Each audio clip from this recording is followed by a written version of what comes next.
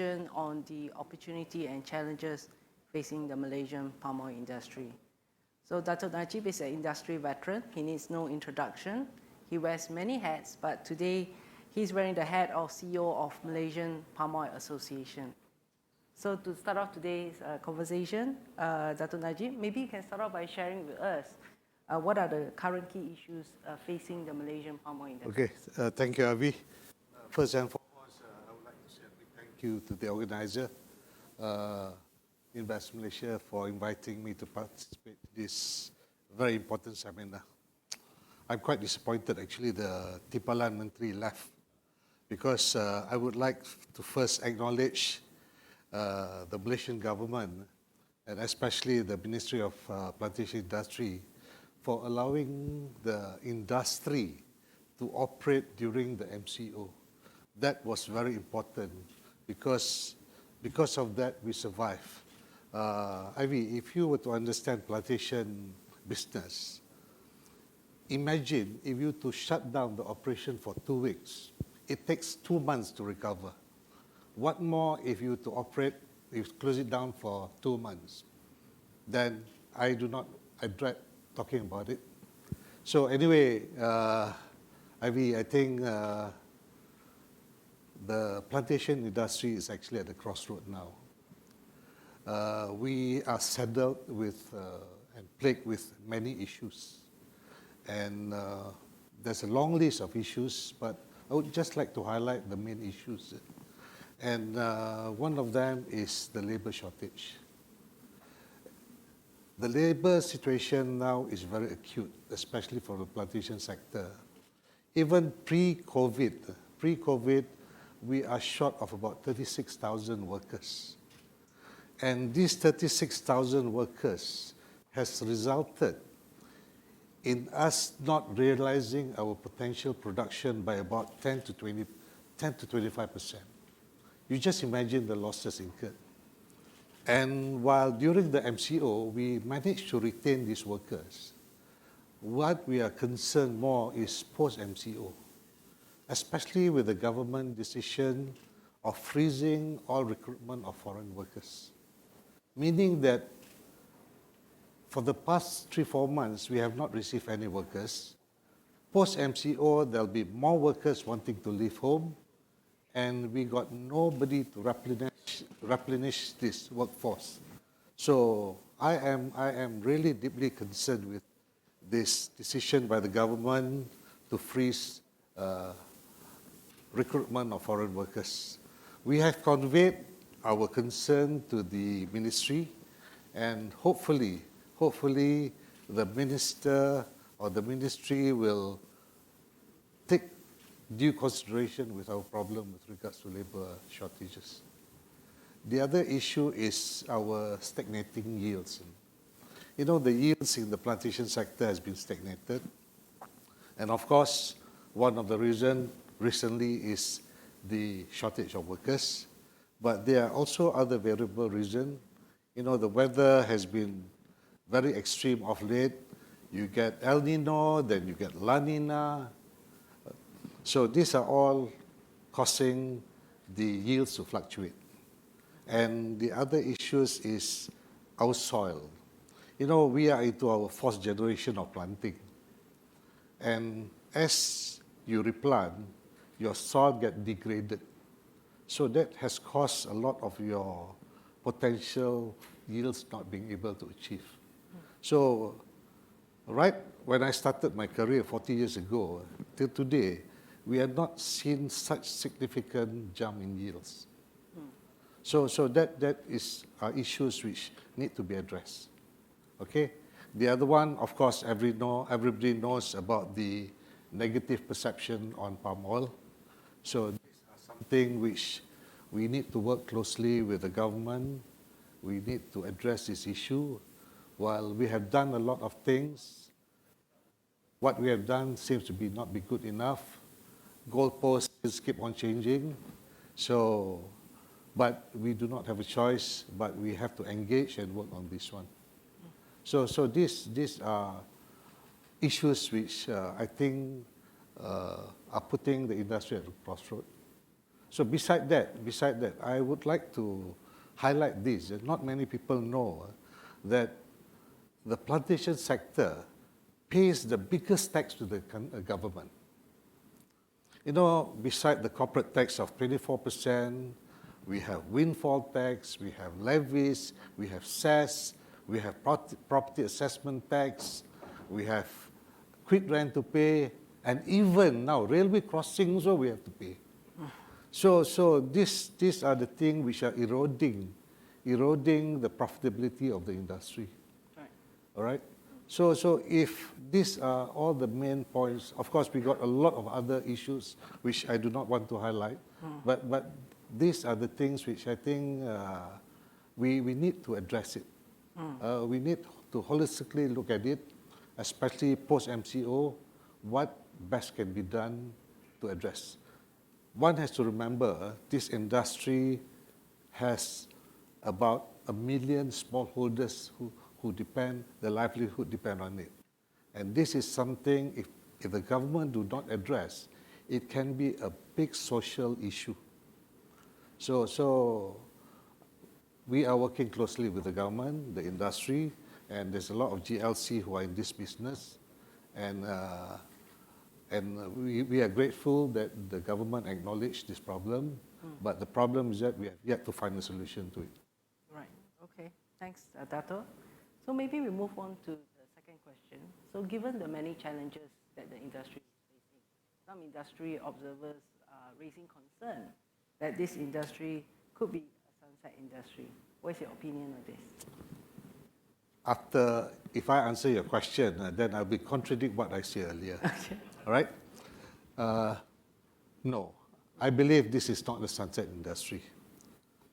This, you know, we are after tourism sector, we are the biggest employer in this country. And last year, despite the low CPO price, we generate about close to 5% of the GDP, all right? So meaning that this is an important sector in the country. It is not a sunset industry, but it is an industry full of challenges and obstacles. We have survived 100 years. You know, this is the longest, most matured industry in this country. We celebrated our 100 years commercial cultivation 2 years ago, and I believe we can move forward, but we have to look at it differently. Okay. So maybe we can move on to your opinion on what do you think are the areas that we could look differently to improve the competitiveness of the palm oil industry? Most important thing, I think, you know, the land in Malaysia is saturated. This is actually no more land to plant. So if you are thinking of expanding, forget about it. There's no way. I think most of the Malaysian industry players, they have lost their appetite to expand because of the high cost of expansion, the issues with environment. So we are not going to do that. The focus should be on raising yields, getting more crop over the same land area. That is where I think we should be focusing on. So if we can do that, then we can address a lot of other issues. And the biggest issue we need to address is the foreign workers we use. We are so reliant on foreign workers. Today, 84% of the plantation workers are foreigners. And plantation work is still manually reliant. You know, the basis of measurement is on the land to man ratio. Okay? One worker covers 8 hectares. I think 40 years ago when I started working, it was 1 to 6. After 40 years, we moved to 1 to 8. And I think the more efficient companies is now about 1 to 10. We have to look into quantum leap technologies. How do we raise it up to 1 to 16? Okay? Of course, we need technology to do that. And doing so, it has to be a joint collaboration with the government. The industry has all this while been very, able to survive because we know there's availability of workers. The locals doesn't want to work, it's all right. We can get foreign workers. Now getting foreign workers too is also a problem. The shortage of workers in this country is not because the government does not allow. Because now even workers, example from Indonesia, where we are so dependent upon, 70% of our workforce are Indonesian. They too are having problems because they too are expanding. So we need to work into how we can automate our industry. I give you an example. I mean, this is a bit far-fetched. If you see a palm oil bunch, how you took it down? Maybe you can use laser gun, something like that. Huh? So these are things which I think the scientists need to seriously look into. Otherwise, we will lose our competitive edge. Within the sector or even with our neighbors, with our regional peers, we will lose that advantage because we do not have the workforce. This is a small country. We were the pioneers, but that competitive edge, we have already started losing it. What do you think is so difficult for Malaysian planters to mechanize or automate their processes in the estates? Why is it taking us so long? We are complacent because we know that we can get workers from outside. When the Malaysians shun working in the plantation, we know there's alternatives. We got Indonesians, we can depend on the Bangladeshi. As long as we can depend on that, so the attention, you just imagine, if you put this palm oil tree in Japan today, you're going to see a different thing, right? So likewise, I think we are now at the crossroad. I think the industry do not have a choice. If we were to survive and if we want to last, then the focus should be on this area. Right.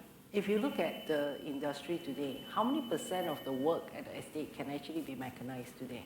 Actually, we have done a lot of mechanization, but the critical operation, which is the harvesting of the fruit, that is one which we have yet to have something commercially viable. There's a lot of far-fetched theories, far-fetched machine. I mean, they have invented a machine cost 250,000. Which smallholder can afford that machine, right? So nothing is commercially viable at the moment. So we are still manually reliant on that operation. But in terms of crop evacuation, milling, I think we have advanced a lot. Right. But end of the day is you need to take the fruit down. Has there been any initiative done to try Yes, and get yes. R&D? I think earlier there was initiative by the private sector, even by the government through MPOB, but the urgency wasn't that great, right? So now we have brought this up, the industry has brought this up with the government again. I think we need to form a consortium, we have to rope in, MOSTI in, and we have to seriously look at it. This is our survival. Right. Okay.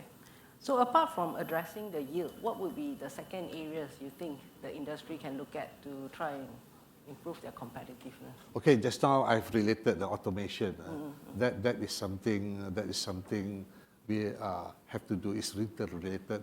The other one is how to we improve our perception of palm oil. Okay, this is important. I think the perception is so bad now. Even our locals think that palm oil is bad for health, palm oil is bad for the environment. So the engagement with the public need to be enhanced.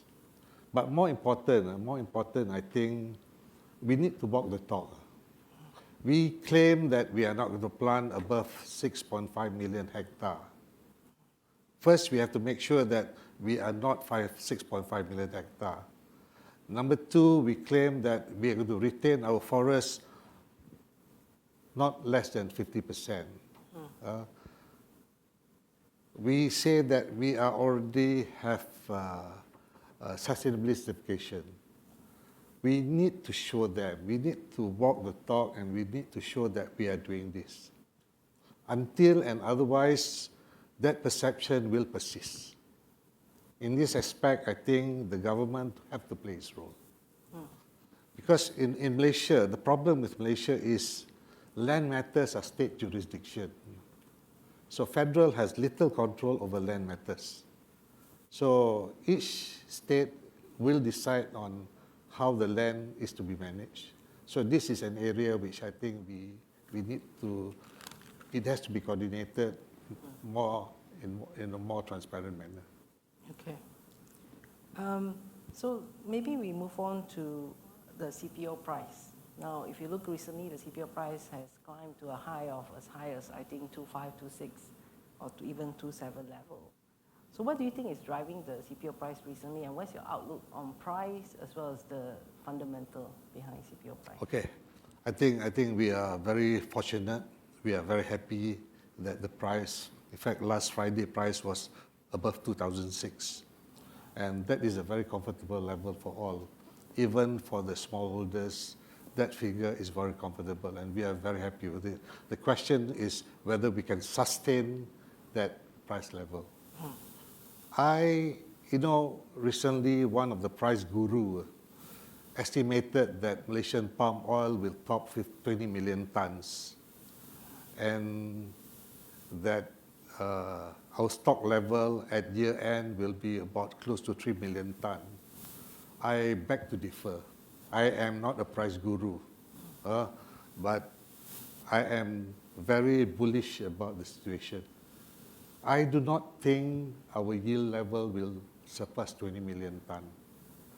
The fact is that we are short of workers and the shortage is going to be more acute. The fact is that the weather last year has not been very kind to us. The fact is that we have not put enough fertilizer last year. This will all has an impact on our yield this year. I believe yields will be equal or even lower than what we achieved last year of 19.5 million tons. So I am being bearish in terms of volume is good, right? We should be bullish on prices, but stock level at 3 million tons will have a big impact on your prices. I personally believe it all depends on how we recover from this pandemic. If we are sustaining at the level we are doing now, with a lot more bigger export numbers, India taking up, China taking up, and the economy is normalizing, that level will not be achieved, especially when your production is down. So I do not think that stock level will hit beyond 2.5 million tons. That is my opinion. So you're bullish on prices? You think this level can sustain? I am quite optimistic. Maybe not 2.6. Okay. Not 2.6. You know, if we can achieve an average of 2004 a year, I think that is comfortable with a lot of people, even for the smallholders. The only issue here is about your yield, because yield result in costs, and costs result in profits. Because the yields in this country is the disparity is very wide. You have companies, GLCs, or private smallholders yielding 10 tons per hectare. Then you get the more efficient companies, the big boys yielding 25 tons per hectare. When you have that kind of disparity in yield, of course you have a big disparity in cost as well. Then I will touch on the cost of production in Malaysia. I would use it the cost of sale. This is our biggest problem. Our costs keep on going up because labor costs keep on moving up, material costs keep on going up. So today our cost of sales The most efficient will be about 2005, 2006. Okay? And that is on the back of good yields, well-managed costs. On the other hand, there are a lot of companies which I'm aware of, or even GLCs. I mean, I am privileged to know the cost of one GLC, where I was the chairman. It ranges up to 2,000 plus. So there's a big gap. But at 2004, which is a realistic number, not too high for buyers to buy, able for us to compete with the other oils, and on our part, we can still make reasonable profit. But most important thing, I think what we need to do is we need to be more efficient. There have to be less wastages, reduced wastages, less leakages, then we are able to do that. It has been proven. The more efficient, transparent company, the yields are about 24, 25 tons. If they can do it, why can't the others, right? But one of the issues of yields have to do with the age profile of the trees, right? And in Malaysia, our age profile of Malaysian palm oil estates is probably on the older side, 20 years and above. So what would you recommend, the industry to do in terms of replanting or government assistance, given that it costs quite a bit to replant estates? I think the age profile, of course, I fully agree, age profile dictates your yield. If you were to do a normal replanting program of 4 to 5% a year, you will end up with an age profile of about 10 to 11. That kind of age profile is ideal in this country, and it will give you good yields. The problem with us is when the price is low, we do not replant. So we compound this problem. We have seen a lot of GLC where the age profile is skewed much to the right, meaning that up to 40% of the palms are above 25 years. Okay? That is where the problem arises. And then you go into an accelerated replanting program. Just doing replanting is not good enough. You have to do good replants. Because I noticed that's the fault of a lot of companies. They go on an accelerated replant and say, now my age profile is good. But then you ended up having 50, 60 pounds per hectare. How are you going to get those yields with that kind of age profile? So this is where there's a lot of mismatch, a lot of things decoupled in the process. And I would attribute that to inefficient management. So we need to buck up. And so does a lot of the GLCs. They need to buck up as far as it's concerned. If you want to compete, if you want to be profitable, and I think you can, some of these GLC, they were good, they were making good money before because they were efficient. So does the private sector.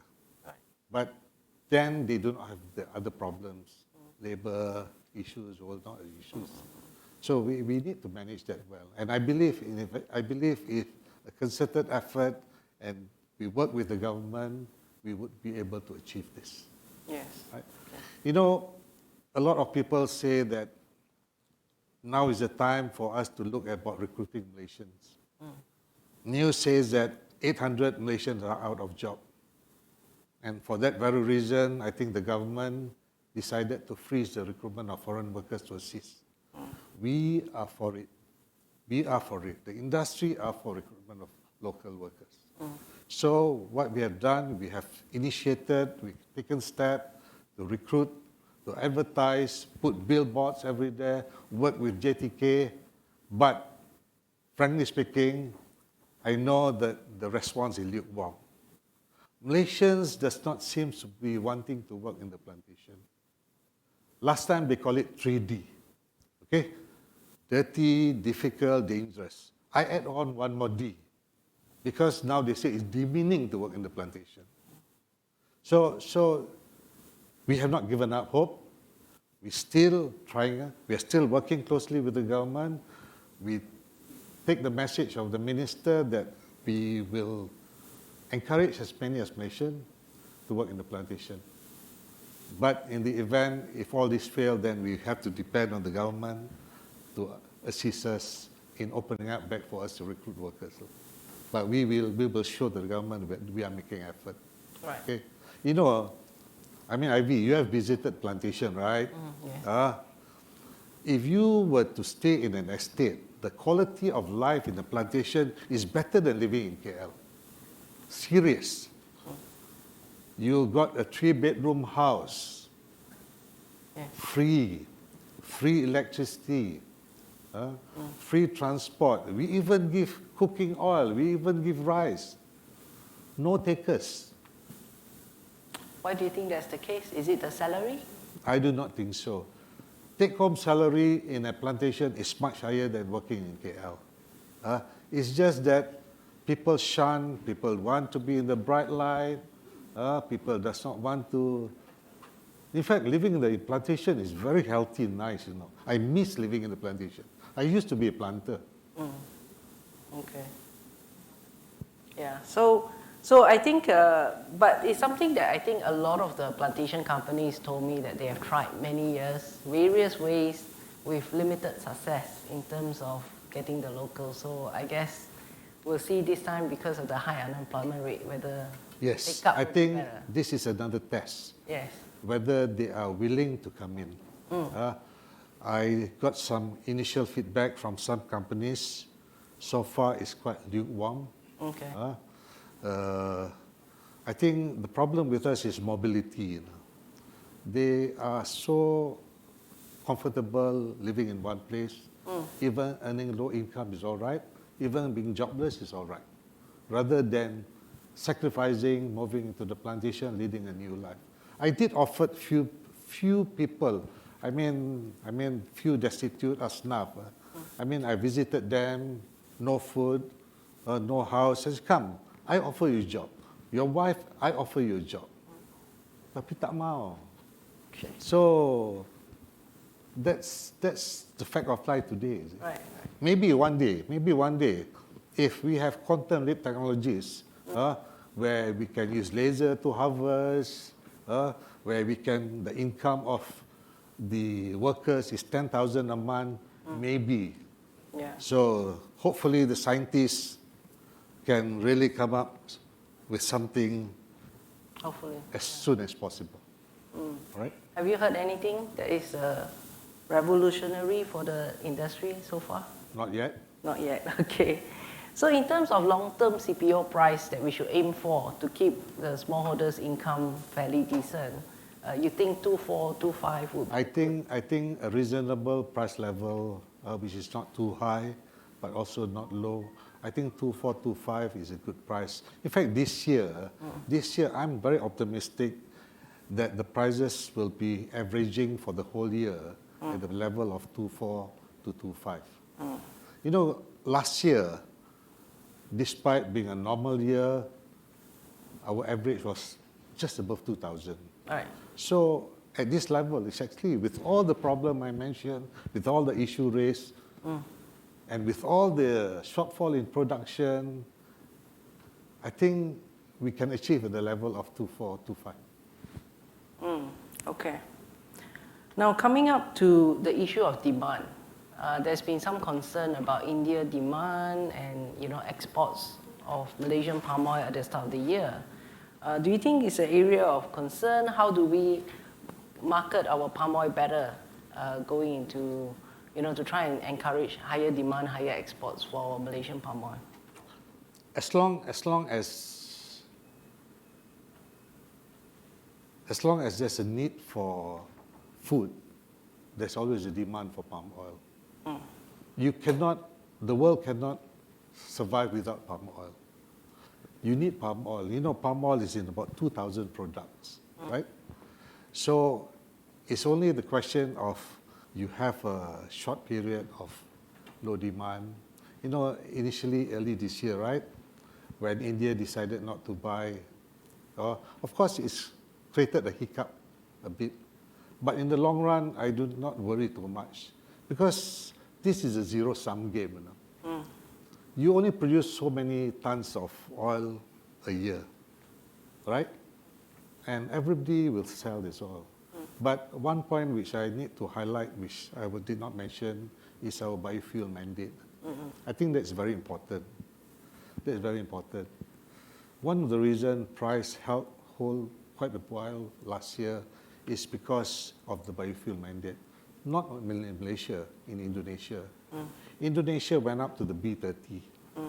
When Indonesia went up to B30, the internal consumption increased to 10 million tons a year.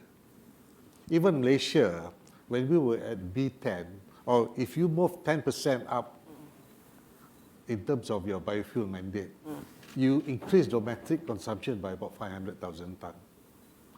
That will help a lot in terms of reducing your stockpile. And I think we need to work on it.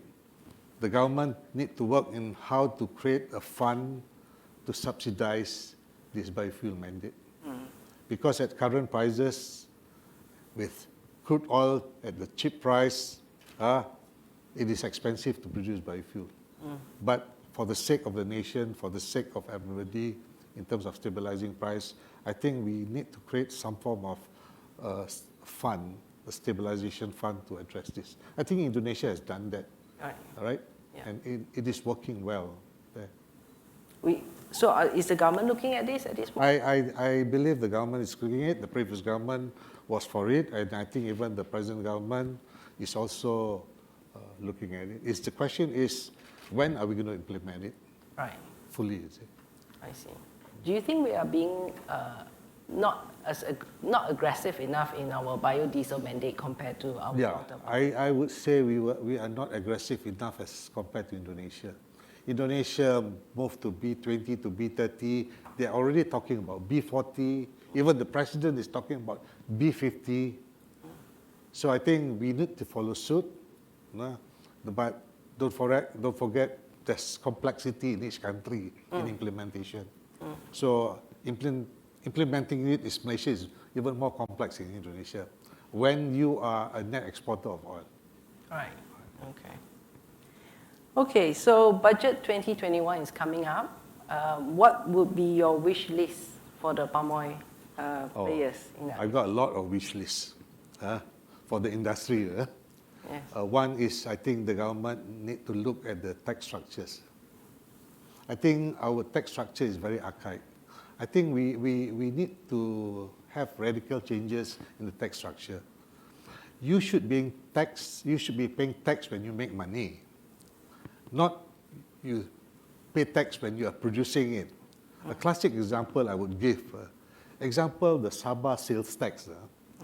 In Sabah, you have to pay a 77.5% sales tax for all the oils you produce, right? And the threshold is 1,000 ringgit. Meaning when the price kick off at 1,001, you have to pay tax. And your cost of production is 1,005. How can you be taxed when you are losing money? Right? Yes. So this is an example. So I think we should have radical changes in our tax structures. Okay. It's all right to tax the industry higher than more than 24%. Right. But lump it all one.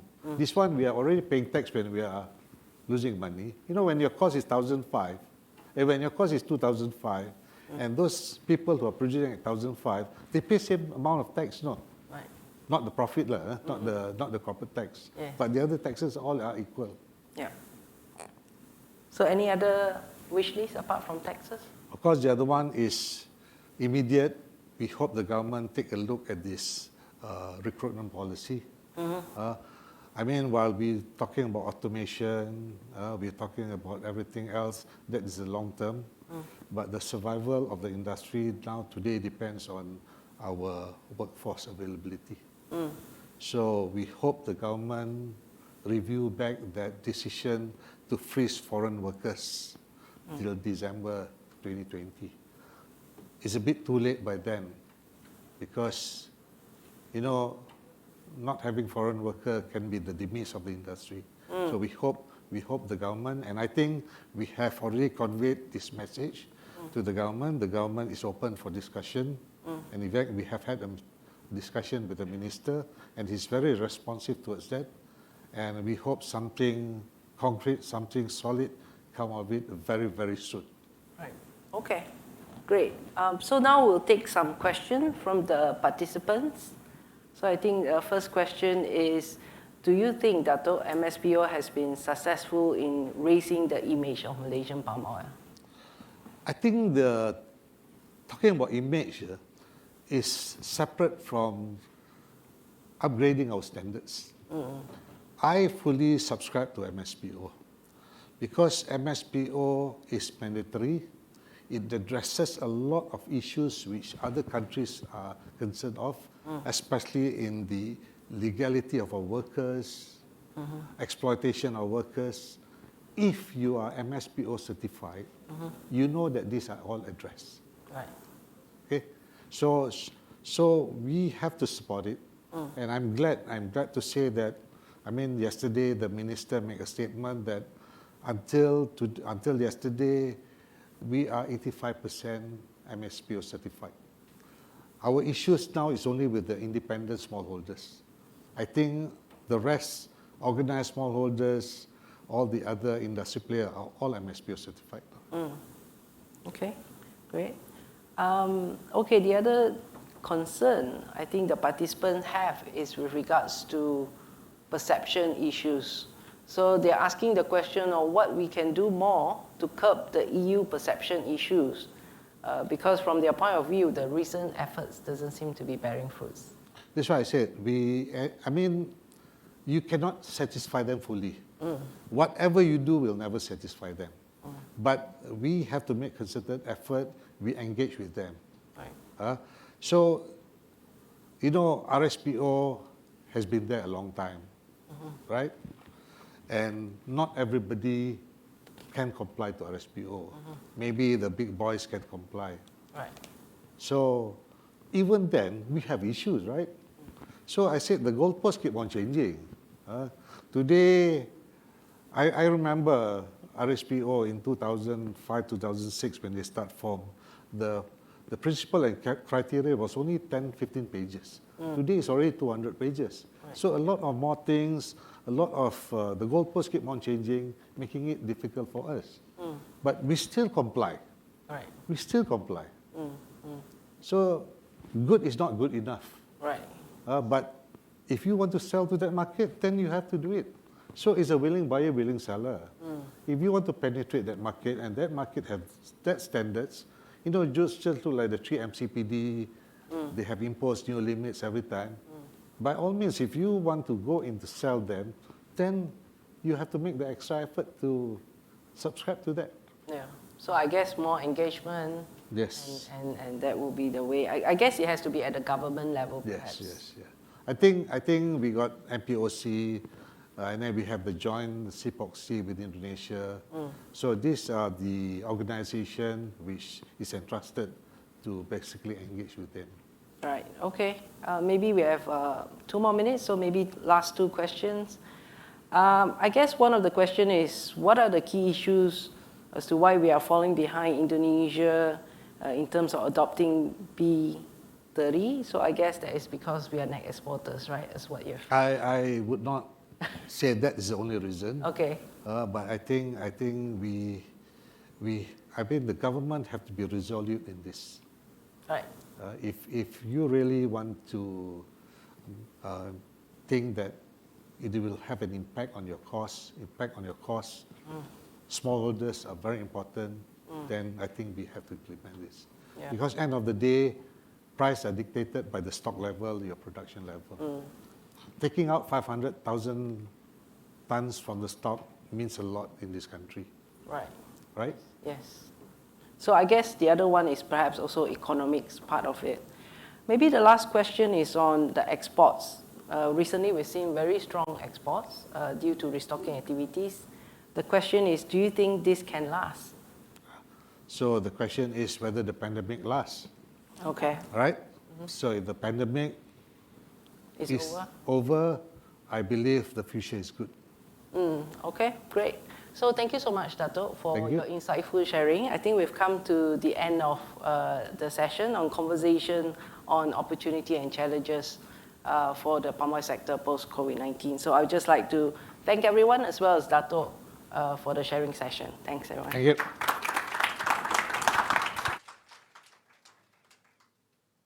Thanks, Ivy, and also thank you, Dato' Najib, for a very frank, again, yet another frank conversation. We like this whole frank conversations moving forward because we do really have to hear the plight of the industry players because what is the point of creating regulation if the industry players can't actually benefit from all those regulation? And while we are looking forward to the 3 big documents that will be presented by the government towards the end of the year, including that of the 12th Malaysia Plan and the Malaysian budget, the economic recovery plan is also critical for us to actually understand, and those are the kind of presentations that will be happening towards later in the year. So yes, we have to hear the players, we also have to understand what the government is going through, and perhaps these kind of forums will be the best location for us to understand and hear all parties involved. That is the conversation on the palm oil industry. Right now, moving forward, we have another industry that is, well, not just talked a lot about in this country, but around the world as well. And that is, of course, the rubber gloves industry. So